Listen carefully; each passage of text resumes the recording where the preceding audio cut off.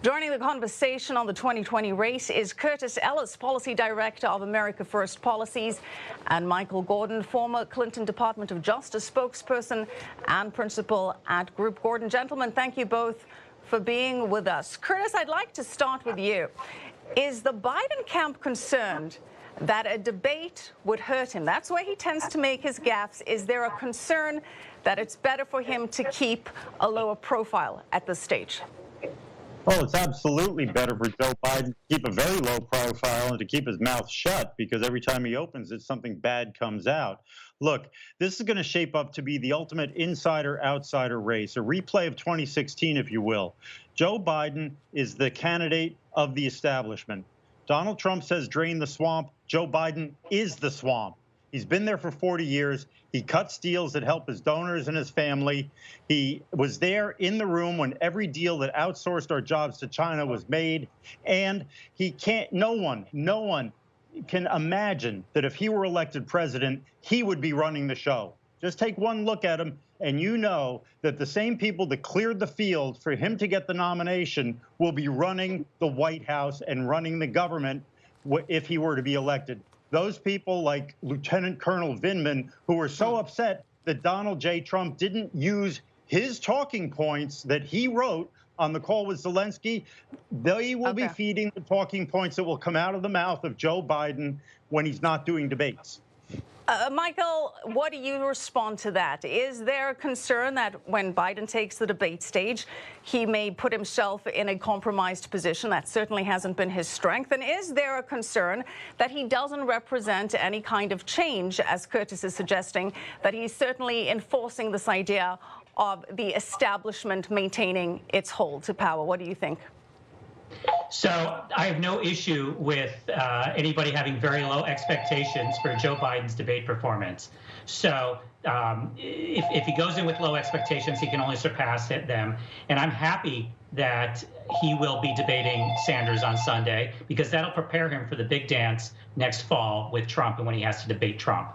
So as to the larger issue, Biden is building a winning coalition.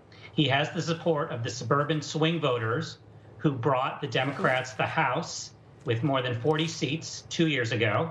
He has the support of African Americans, who are the most influential part of our party. And he's building a similar winning coalition to what both Obama, which brought Obama to the White House and Clinton to the White House.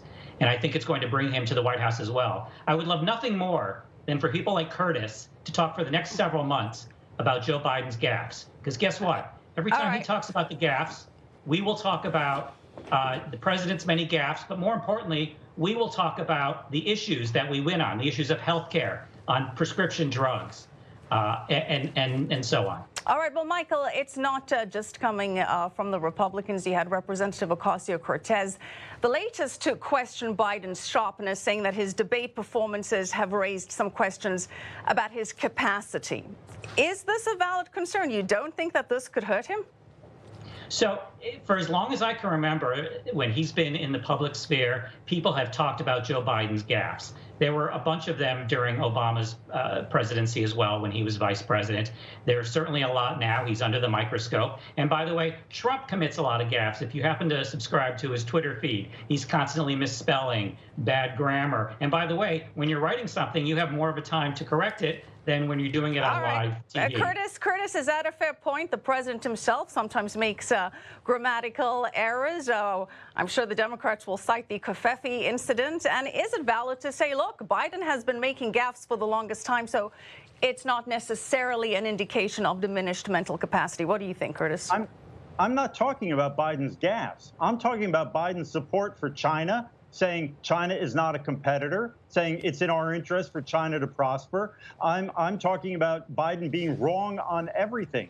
I'm talking about Biden making deals to help his son or letting his son make deals that help himself. And that's considered business as usual in Washington. I'm talking about Biden being the perfect example of the Washington corruption. And when he promises a return to normal, which is what Biden has promised, he's talking about a return to normal where Washington serves itself instead of the forgotten men and women of America. That's what we're going to be talking about, friends, not about Biden's gaffes. Biden's gaffes are simply the latest example of how he is not going to be running the show. You can be sure that it will be the deep state actors, the administrative state, the permanent government, the big donors, the people who pushed Buttigieg and everybody else off the stage and anointed Biden to be the one. That's what's going to be going on. All right, Curtis, thank you so much. Curtis Ellis, Michael Gordon, appreciate both of your perspectives. Well, speaking of China trade, the White House has now reportedly postponed